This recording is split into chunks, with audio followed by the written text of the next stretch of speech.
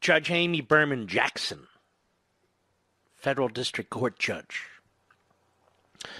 one of hundreds in Washington, D.C., who happens to manage to get all these cases involving former Trump people.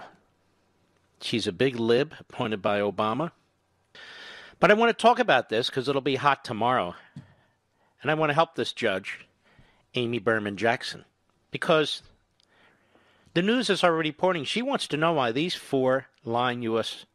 prosecutors resigned. Actually, one actually resigned. Others moved on to other positions. Let me help you, Judge. That's not the issue. The issue is what took place in your courtroom.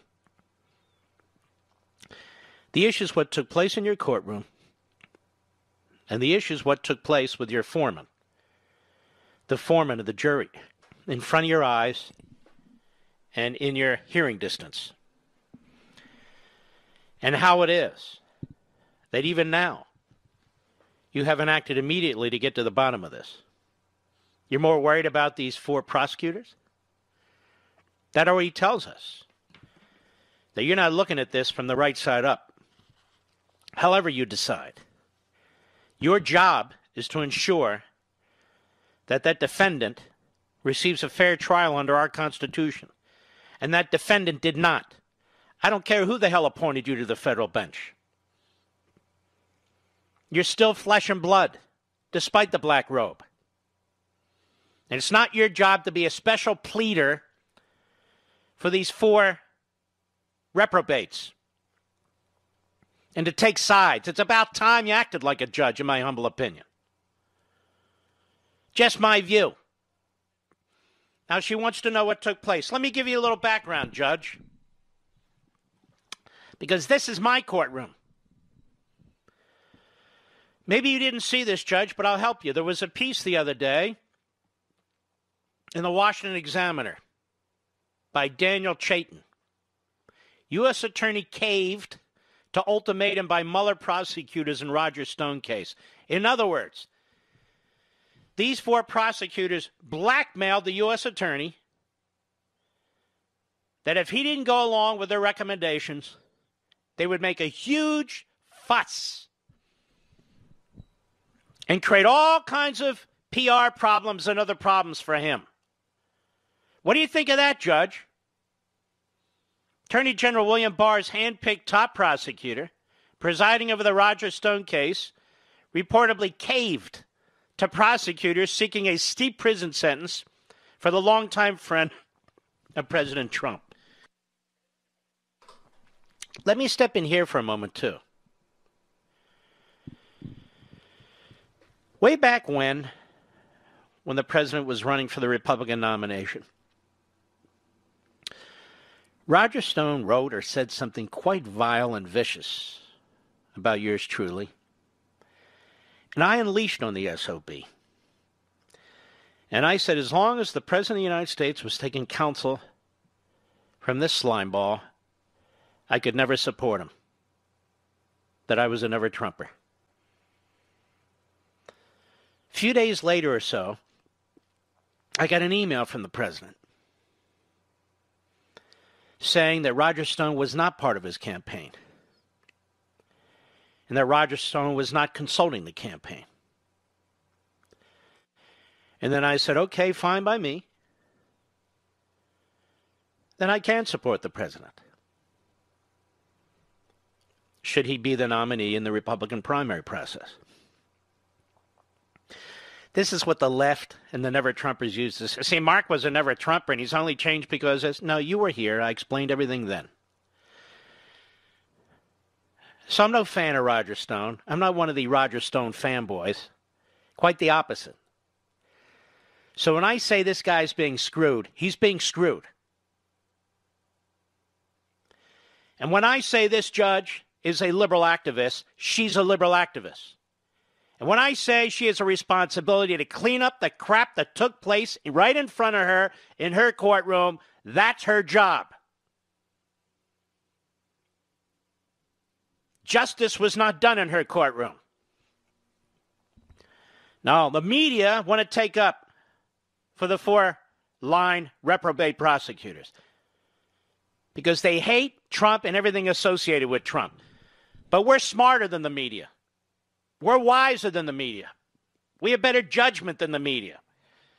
So the media will not and cannot drive us. Let's continue with this. Timothy Shea, the recently installed interim U.S. attorney in Washington, informed Justice Department leadership that he believed the initial 7 to 9 year sentencing recommendation for Stone was too excessive. Department of Justice sources told the Wall Street Journal's Kimberly Strassel. But the 4 line prosecutors, including 3 who served on special counsel Robert Mueller's Russia investigation, threatened to withdraw from the case if their penalty request was diminished. And with Monday's court deadline approaching, Shea relented. He caved. Mr. Shea, new to the job, suffered a moment of cowardice and submitted to this ultimatum, Strassel wrote. So 4 line prosecutors, not the U.S. attorney, 4 line prosecutors, 3 who'd worked in the Mueller case, blackmailed this interim U.S. attorney that either he supports their outrageous recommendation or they would withdraw from the case, creating all kinds of tumult for this interim United States attorney. So he backed off. He was scared. Once Justice Department leadership learned of the tall sentencing recommendation for Stone, who was convicted of witness tampering and lying to Congress, they moved to overrule the prosecutors, suggesting instead up to 4 years of prison time. In short order, the 4 federal prosecutors withdrew from the case, and 1 quit his job entirely. As the president tweeted about the original guidance early Tuesday, calling it a miscarriage of justice before the reversal, the Democrats have accused him and Attorney General William Barr of interfering in the case, as you know. Barr said he was very surprised by the tougher suggested penalty, but claimed the decision to scale it back was made before Trump slammed the guidance, which is a fact. But the media continue to lie. They continue to say Barr was influenced by Trump, and Trump tried to influence Barr. Neither happened. The gears were already in the works. The wrongdoing here was by these contemptible 4 line prosecutors who blackmailed and threatened the interim U.S. attorney, who ran scared, who's a coward, and insisted on throwing the book at Stone. And, of course, the media and the Democrats backed them. Not justice, not due process, not fairness, because they have the mindset of Mussolini when it comes to Trump and his people. Mussolini, a fascist. Now we're going to find out who this judge is and where she stands, although I feel I know her pretty well, just from observing from afar. And then, of course, ladies and gentlemen, 1,100 former Department of Justice employees have signed a letter condemning Attorney General Barr and encouraging others at the Department of Justice to make his life miserable.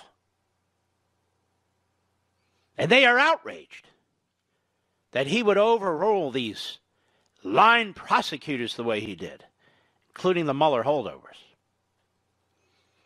Even though it was he in the Department of Justice who were sandbagged. Doesn't matter.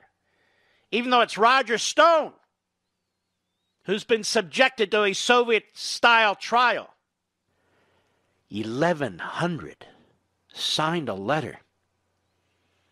What did I tell you the other day? There are over 90,000 employees at the Department of Justice. Remember that, Mr. Producer? Told you that the other day. Over 90,000. And these are retired. These are former. If you include retired former Department of Justice officials roaming the earth, that's hundreds of thousands. But that doesn't even matter.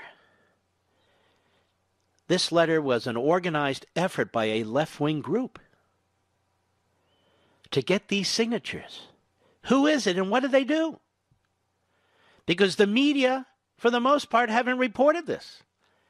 Instead, they treat it like this is some kind of objective and professional objection to the Attorney General. No, it's not. It's more the same crap, and I'll explain when we return. I'll be right back. Mark Levin. 1,100 angels came together who were concerned about the administration of justice. And they signed a petition concerned about the trial that took place in Judge Amy Berman Jackson's courtroom with a foreman who was obviously a hack influencing the proceedings, and the judge didn't even realize it. And of course, it's everybody else's fault. But it doesn't matter. We need to know why the four-line prosecutors were so upset about Maine Justice's actions. Actually, none of that's what happened. More than 1,100 former federal prosecutors signed a letter to condemn Attorney General Barr. How did things like this happen? Think it's a coincidence? No, it's organized. As reported in the American Greatness, Times reporter Katie Benner, trying to make the stunt look like a legitimate grassroots effort, attributed the letter to Protect Democracy, which he describes as a, quote, non-profit legal group, unquote. Unlike me, Mr. Producer, did you know my first name is Right Wing? That's Right Wing. My parents would be shocked. Right Wing Mark Levin, Right Wing radio host, Right Wing author, Right Wing Fox host. Yeah, it's true. But Protect Democracy is not an organic activist group spontaneously created by high-minded legal experts alarmed by Trump's alleged flouting of the rule of law. No. Protect Democracy was launched in early 2017 as part of an extensive anti-Trump operation managed by a left-wing tech billionaire, Pierre Omidyar. O-M-I-D-Y-R. Omidyar. Pierre Omidyar. You know what he is? He's the founder of eBay. This is who's behind Protect Democracy. And a number of other nonprofits formed to destroy the press. You know what I've noticed? All the talk about them hating billionaires, what would the left do without billionaires? What would they do without Soros? What would they do without Pierre here? What would they do without Bloomberg toppling legislatures to push Soviet-style gun control? Their billionaires, for the most part, are much more active than our billionaires, and there seem to be a hell of a lot more of them. They seem to like the idea of chaos, anarchy, socialism, Marxism among the people as they remain fat and happy. Maybe we need to have a project focused on the liberal billionaires in this country and how they try to use their money to subvert our constitutional system and, quite frankly, subvert capitalism. I know it's counterintuitive, but there it is. It's in our faces. So this group is a front group for a billionaire founder of eBay, Pierre Omidyar. They put together the 1,100 names. And the New York Slimes and the Washington Compost and the Constipated News Network and MSLSD and all of them somehow failed to highlight this point. Imagine that. In 2018, according to the group's most recent tax filing, Protect Democracy collected nearly $7 million in donations. Omidyar's most politically active nonprofit, Democracy Fund, has donated $2 million since 2017. So he's got one fund donating to another fund. Makes it easier to, scramble the funds. Democracy Fund is spending tens of millions each year to underwrite dozens of anti-Trump projects. In fact, over the past 2 years, I've seen alarming, sometimes unprecedented violations of our country's democratic norms, says Joe Goldman, the fund's president. Protect Democracy, the one with the 1,100 prosecutors in their petition, houses a number of former Democratic staffers, including a former aide to Representative Adam Schiff, and Obama White House alumni Ricky Seidman. Oh, remember her? Last seen advising Christine Blasey Ford. She's the director of the Protect Democracy Project. And several never-Trumpers are involved with it.